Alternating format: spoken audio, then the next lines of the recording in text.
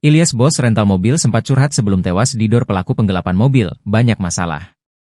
Ilyas Abdurrahman, 48, bos rental mobil, sempat curhat rekannya sebelum tewas ditembak pelaku penggelapan mobil.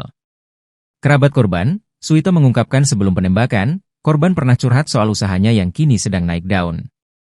Tak sedikit pula masalah terus menghantui usaha Ilyas, salah satunya terkait kasus penggelapan mobil. Kepada Suito, Ilyas mengaku tengah banyak masalah dengan penyewa mobil hingga sampai digadaikan. Menurut Suito, rekannya sering melakukan pengambilan unit terhadap penyewa mobil.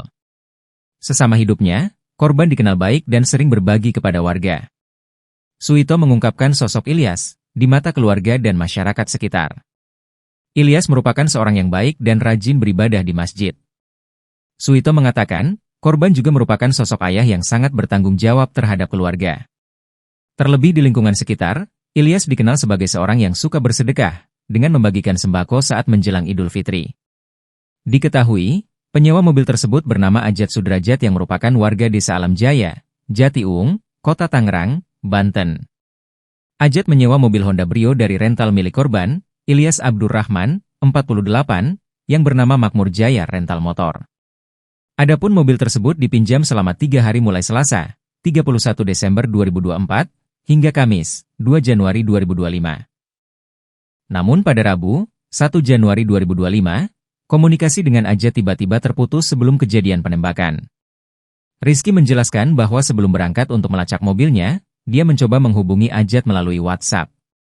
Namun, nomor tersebut sudah tidak aktif.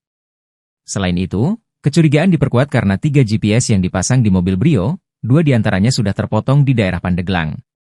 Setelah mengetahui keberadaan kendaraan melalui GPS terakhir, Ilyas bersama Agam dan tim mengejar mobil tersebut. Saat berusaha menghentikan kendaraan di pertigaan Saketi, Pandeglang, pelaku yang berada di dalam mobil mengeluarkan senjata api dan mengaku sebagai anggota TNI AU. Situasi semakin kacau saat mobil lain, Daihatsu Sigra hitam, menabrakkan kendaraannya ke tim Makmur Jaya. Kedua mobil pelaku kemudian melarikan diri, sementara Ilyas dan tim melanjutkan pengejaran hingga ke kawasan Anyer. Pengejaran berlanjut hingga rest area Balaraja, tempat mobil Brio berhenti di depan sebuah minimarket. Ilyas bersama tim mencoba mengadang pelaku, tetapi situasi berubah menjadi bentrokan senjata. Ilyas mengalami luka tembak di dada dan tangan. Meski sempat dilarikan ke RSUD Balaraja, nyawanya tidak dapat diselamatkan. Insiden tersebut juga menyebabkan satu anggota tim rental mengalami luka tembak serius.